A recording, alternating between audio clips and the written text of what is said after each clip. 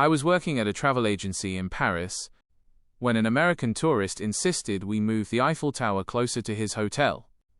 He said he spent $4,000 on the trip, so landmark relocation should really be part of the package. When I explained that wasn't an option, he concluded France clearly suffered from poor urban planning and offered to email us a PDF of his hometown's zoning regulations. According to him, Americans invented city grids, so we obviously needed advice.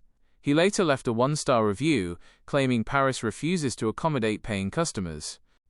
I document this kind of global logic full-time so you don't have to witness it firsthand. Most channels share opinions. I catalog behavior.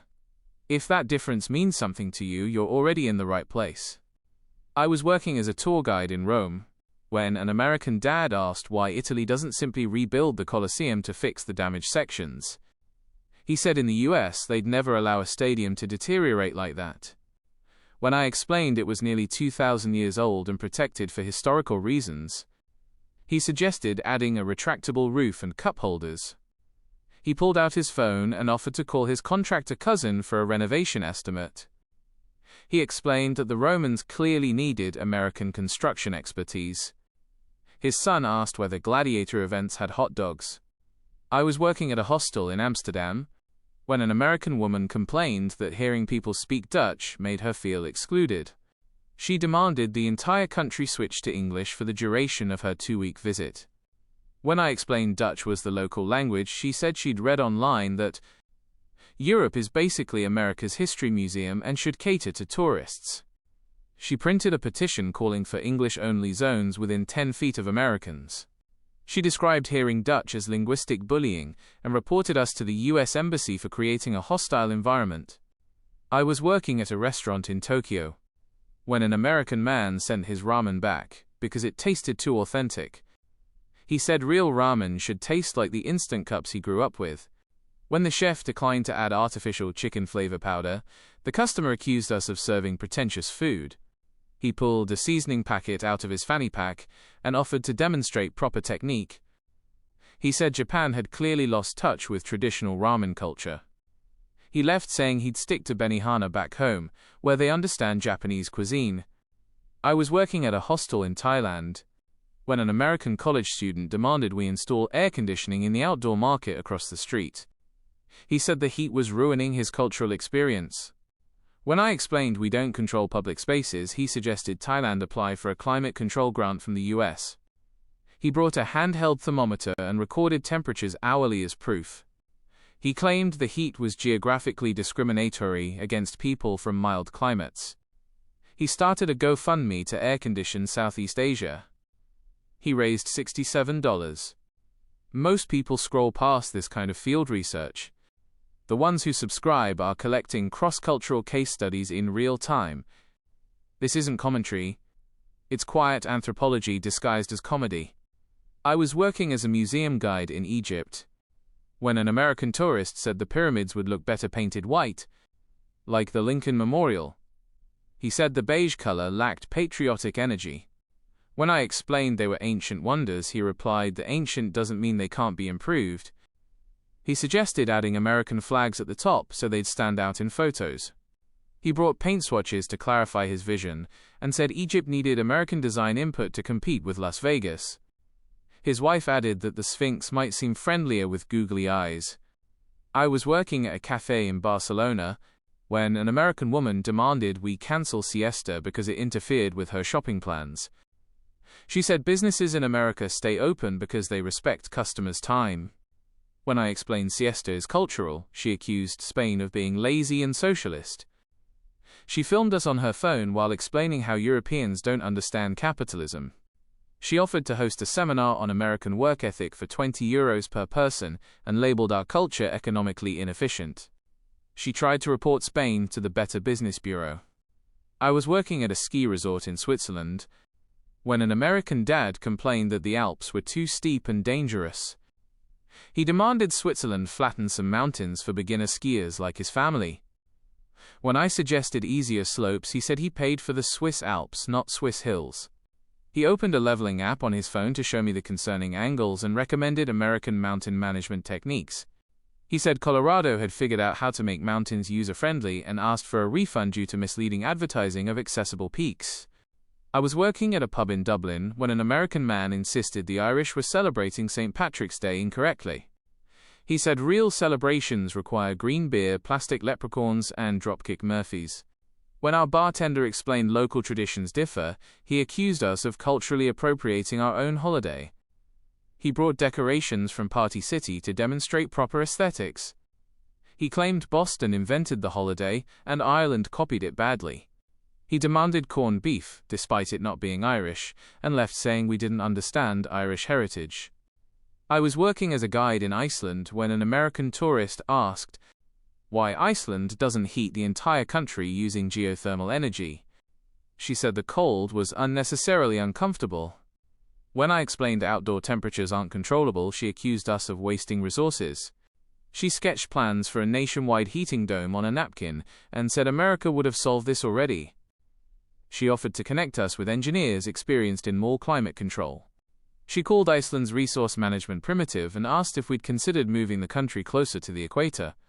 I was working at a hotel in Morocco when an American couple demanded we change the timing of the call to prayer because it woke them at 5 a.m. They said their sleep schedule outweighed local religious practices. When I explained its cultural importance, they suggested holding a democratic vote on prayer times. They presented sleep tracking app data showing disrupted REM cycles. They said U.S. noise ordinances protect hotel guests and offered to connect us with their homeowners association for guidance. They threatened to leave a review, citing religious noise pollution. I was working at a train station in Germany when an American man complained that trains arriving exactly on time made him anxious. He said the precision created pressure. When I explained punctuality is valued, he claimed it was oppressive. He timed 17 trains and found 0 delays, which he described as statistically suspicious. He demanded we introduce delays so tourists could relax, and called German punctuality a form of temporal bullying. I was working at a market in India when an American woman insisted vendors install self-checkout machines to modernize the experience. She said haggling was awkward and inefficient. When sellers explained negotiation was traditional, she accused them of resisting progress. She handed out printouts about retail automation from Target's website and offered to demonstrate American scanning technology. She tried to pay with Apple Pay, became frustrated when it didn't work, and left saying cash-based economies were outdated. I was working at a beach in Australia when an American dad demanded we remove all the jellyfish from the ocean for the duration of his vacation. He said he paid for a beach experience, and jellyfish were not included. When first explained that marine life isn't something we can control, he suggested we clearly needed better ocean management. He said Florida beaches don't have this issue because they maintain their water properly. He brought his own net and began scooping jellyfish out as a live demonstration. He offered to educate Australians on proper beach upkeep. He accused us of ignoring tourist safety. His proposed solution was draining the ocean and refilling it. I was working at a cafe in Sweden when an American woman complained that Swedish people being too polite made her uncomfortable. She said she required conflict to feel genuine human connection. When I explained politeness was cultural, she accused Swedes of passive aggression through kindness. She had kept a written log of every pleasant interaction as evidence. She demanded we adopt American-style customer service, where people argue more openly. She said healthy societies need frequent confrontation and offered to host rudeness workshops for 50 kronor an hour. She described Swedish niceness as emotionally manipulative.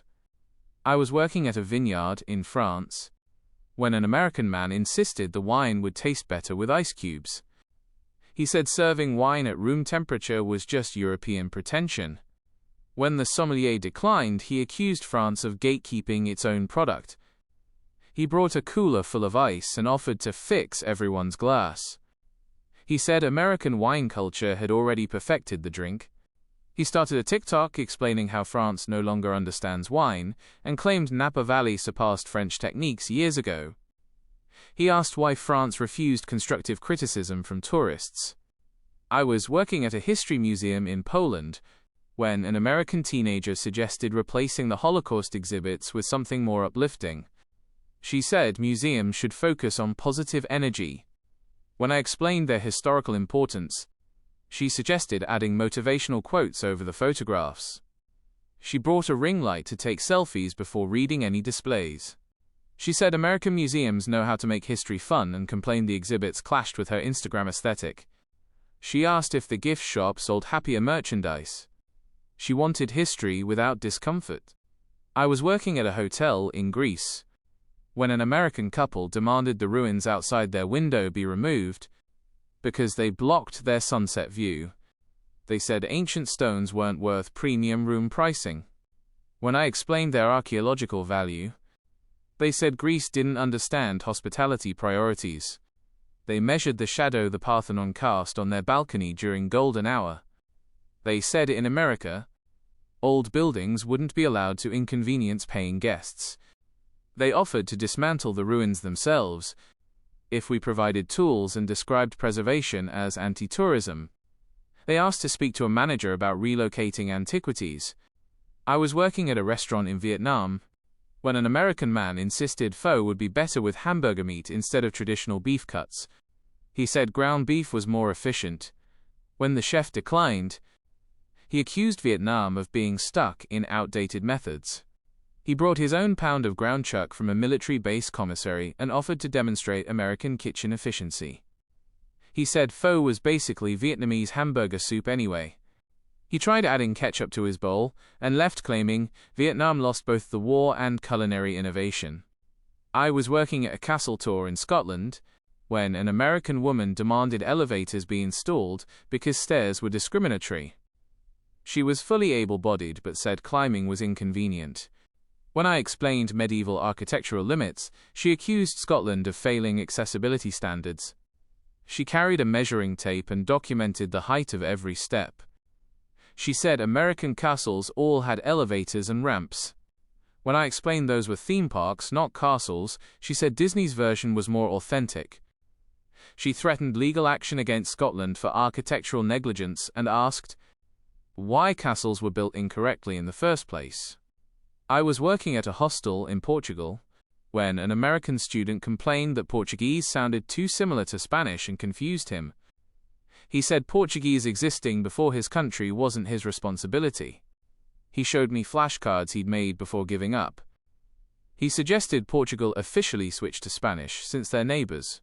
He said linguistic diversity was unnecessarily complicated for tourists and offered to teach everyone English if Portugal funded his extended stay.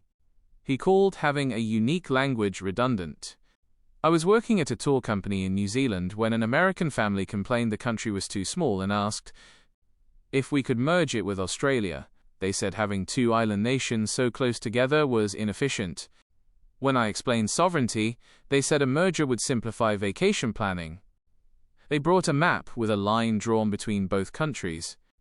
They said America has Hawaii, so they understand island management. They offered to mediate negotiations and asked why New Zealand couldn't just be Australia's smaller, friendlier state. They said their cruise itinerary would make more sense. I was working at a cafe in Norway when an American man demanded we explain why Norway doesn't move south where it's warmer. He said the cold was a design flaw.